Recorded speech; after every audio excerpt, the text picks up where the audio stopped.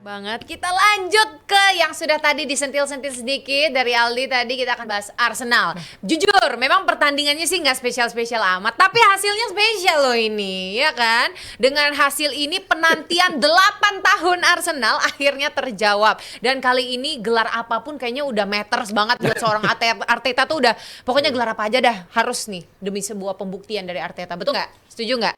Betul apa betul? Setuju ya? Betul apa betul? Apa gua? Aldi lah. Aldi TV. Iya kan? Go. Aldi TV, go. Tapi sebelum kita membahas Arsenalnya, Evelyn pingin tanya dulu nih, buat fans Chelsea di sini gimana nih? Apa rasanya nih disakitin sama mantan pemainnya sendiri? Boleh komentar nggak apa-apa? Ya ilah. Fans Chelsea ada nggak sih? Ada ya? Ada ya? Oh iya, oh iya.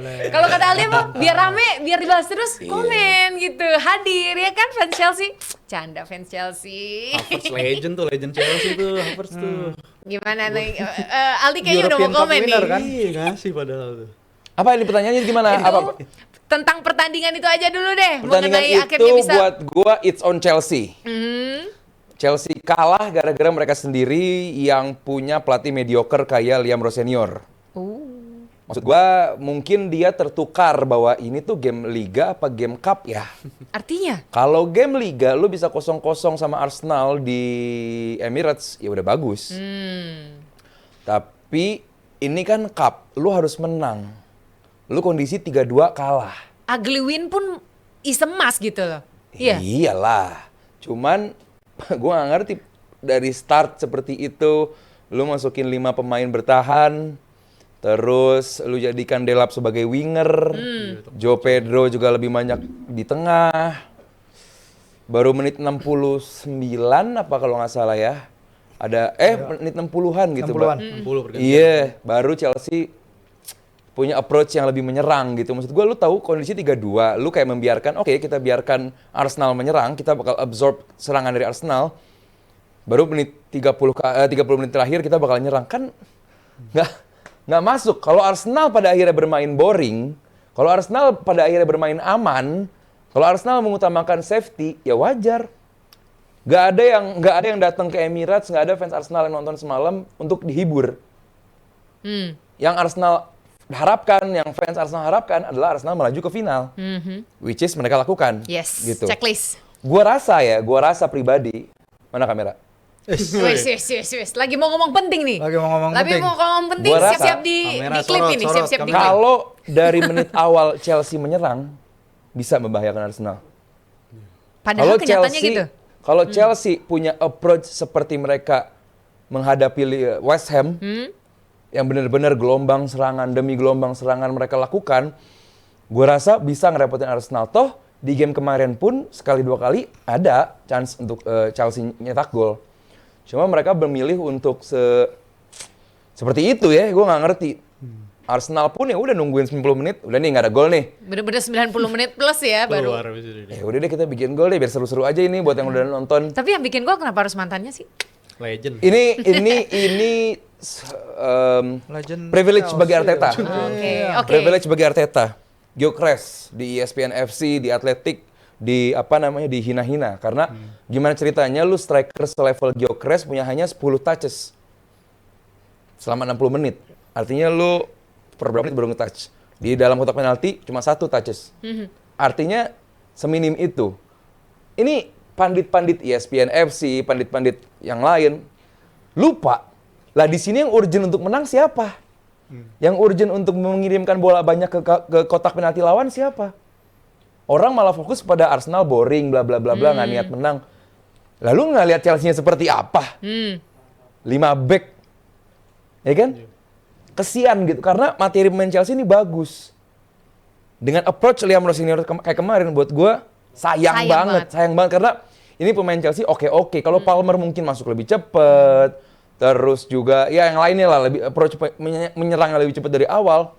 Gue sih sedikit khawatir ya karena terbukti mereka bisa bikin gol ke gawang Arsenal nggak cuma 1 tapi 2 di Stamford Bridge.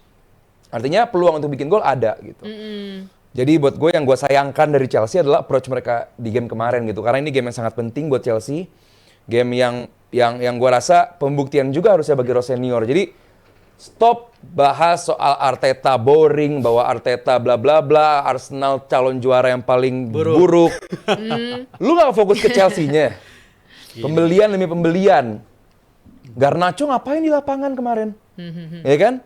Jadi buat gua sangat disayangkan karena Chelsea punya potensi untuk ngerepotin Arsenal sebenarnya. Kalau urgensi untuk menang betul ada di Chelsea untuk bisa lolos. Tapi kalau untuk urgensi juara ada di Arsenal menurut gue Bang Aldi. Karena ini udah bertahun-tahun dan mereka kita tahu sendiri mentalitas mereka sejak bertanding bersama Arteta khususnya di sistem dua leg di laga semifinal itu belum pernah menang mereka. Mereka kalau sampai sistem dua leg di semi itu belum pernah menang. Jadi menurut gue Arteta pun punya ajang pembuktian di laga tadi malam. Dan dibuktikan Sama-sama nih. Dan dibuktikan kalau Arteta. Mereka bisa menang di Stamford Bridge. Jadi menurut gue kalau untuk bisa disalahkan mereka Chelsea salahnya yaitu salah persepsi dan Arsenal tinggal cara mainnya mereka untuk pertandingan kayak tadi malam bikin pertandingan se-close mungkin, nggak menarik mungkin dan itu udah berjalan ke arah mereka menurut gue. Arteta Arsenal berusaha melambatkan permainan Chelsea. Yes. Karena kalau Chelsea main cepet bahaya. Bahaya banget Kukurea, terus Palmer, Delap, Joe Pedro. Ini pemain-pemain yang berbahaya kalau diajak main cepet gitu. Dan Arsenal berusaha untuk melambatkan dan berhasil sih buat gue. Dan Arsenal gue lihat juga to be fair, dalam beberapa match terakhir udah bukan lagi dalam yang peak performance gitu. Karena menurut gue peak performance Arsenal tuh periode Oktober ke Desember lah. Peak performance lu berarti menyerang. Bukan menyerang doang, tapi dari segi optimalisasi penyerangan bertahan dan juga defensifnya. Karena itu di periode itu Arsenal kokoh banget. Iya. Ada periode 8 game gak kebobolan, mereka sekokoh itu. Tapi kita lihat setelah Desember, setelah game kalah dari Aston Villa, mereka udah mulai banyak kebobolan 2. Benar. Walaupun menang sekalipun tapi kebobolan 2 kan lawan Chelsea. Terus komentar lu soal Arsenal 4-0 lawan Leeds? Set piece FC lagi-lagi itu terjadi. Lu fokus di set piece FC-nya. Menurut Padahal itu, ada open play juga loh. Itu menyakiti Leeds pakai cara itu karena gue ya 4-0. Tapi kan leg pertama juga di Emirates menangnya 5-0. Jadi menurut gue ya itu cara Arsenal buat menang dari Leeds, mereka punya caranya, mereka punya toolsnya. Jadi menurut gue untuk lawan Leeds udah bukan suatu hal yang surprising, tapi kalau dari segi performance, Leeds ngerepotin banyak klub loh. Ya lawan Liverpool menyulitkan, tapi siapapun lawan Liverpool menyulitkan di musim ini kan. Jadi menurut gue Leeds pun juga lawan bisa kalah kan. Direpotin kan sebenarnya. Tapi Kai Havertz itu salah satu bukti nggak bahwa Arteta sudah membuktikan 5,5 Ini balik lagi gue musim. bilang, privilege lu punya beberapa pemain di satu posisi gitu. Gyökeres emang kemarin berusaha, namun belum maksimal. Karena emang Arsenal pun tidak begitu yang ngoyo asalnya gitu, ngoyo untuk nyerang. Mereka jelas punya jadwal yang padat gitu. Abis ini bakal ketemu di Premier League juga bakal main lagi gitu. Jadi jadwal cukup padat. Kalau lu maksain 90 menit bermain ngegas, tinggal nunggu siapa yang cedera gitu. Sekarang Saka udah cedera. Terus siapa lagi? Jadi buat Aldi itu bukan turun, tapi itu strategi namanya. Lo ya dong kedewasaan. Kalau Mas Haryo bilang kedewasaan. Kedewasaan taktik. Kedewasaan Arteta. taktik itu dan terbukti. Bukan berarti nggak bisa bikin gol. Arsenal menyerang di saat Chelsea lagi lemah-lemahnya, lagi menit-menit. Oke, kita menit 90 plus nih ngegas. Serangan balik jadi. Yang asisnya Declan Rice, mantan akademi. Yang bikin golnya mantan hero mereka di Liga Champions. Sakit aja. Sakit. Kalau Firzi gimana? Ini membuktikan bahwa seorang Arteta adalah pelatih terbaik di dunia saat ini juga dengan Kai Havertz yang menjadi buktinya. Iya, itu kan ya itu berawal dari klaim Gua Aldi shock sih bahwa dengernya. Arsenal adalah Sampai keselak. tim terbaik di dunia ya. Kan tim terbaik dunia udah Bener. kemarin. Kalau Sekarang iya, pelatih iya. terbaik di Saat ini. dunia. Pelatih terbaik dunia. Enggak, tapi gue lebih nyorotin keputusan Rosenior ya. Mungkin juga keputusan Rosenior nggak datang dari Rosenior itu sendiri karena dia Whatever kan it is, harus itu ada pelatihnya dia. konsesi dari tim medis itu kan. Yang jadi masalah dengan Maresca kan itu bahwa first 11 ini sebenarnya nggak bisa sustain gaya bermainnya for the whole season seperti ini ya, Palmer, Estevao, makanya mereka dicadangin dulu kan.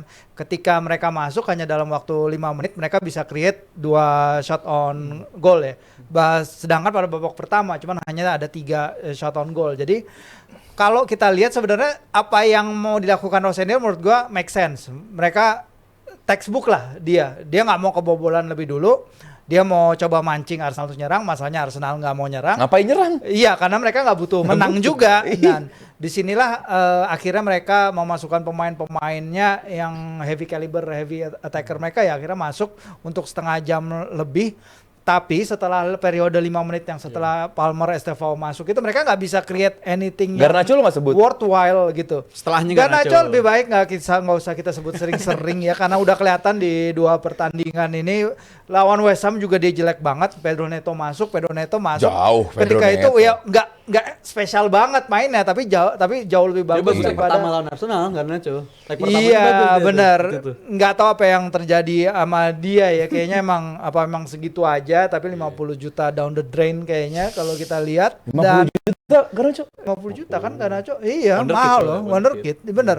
Dan kalau Mending gua main di lihat Super emang, pendekatannya masing main di Super. Kalau ada darah Indonesianya bisa jadi. Ya kali. Iya. Mungkin Ali Andro Garnacho. Ali Andro, betul. Fun apa gitu ya. The familiar. Nah, kalau kita lihat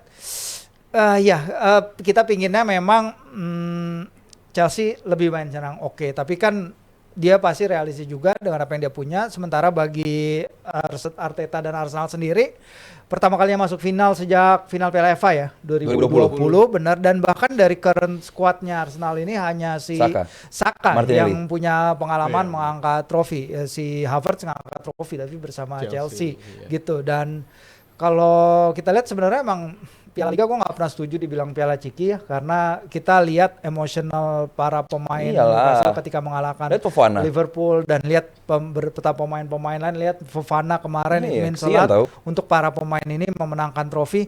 Mungkin karena di liga kita juga nggak ada kompetisi cup jadi nggak relate ya? Jadi nggak relate gitu sebenarnya. Salahnya di liga kita dulu sih ada Piala Indonesia. FA-nya Dan mungkin itu sangat benar-benar iya. Ini Karbonya nih. Ini Karbonya seharusnya emang ada second layer itu lagi. Kalau balik lagi ke Liga Indonesia ya emang bagusnya Liga Indonesia tuh punya layer kompetisi yang ada cup competition juga. Nah, inilah makanya kita lihat para pemain Chelsea juga begitu emosional. Cuman ya kita nggak tahu apa pemikiran Rosenior persisnya, karena dia kan emang baru pertama di situ, dia dicemplungkan ke dalam posisi ini. Dia sendiri bilang kalau dia main nyerang dia akan dikatakan naif, tapi kalau dia melakukan ini ya in hindsight ya emang bagus. Cuman kan kita nggak tahu ketika ya lu lihat lawannya lah. Game plan itu dia tuh yang lagi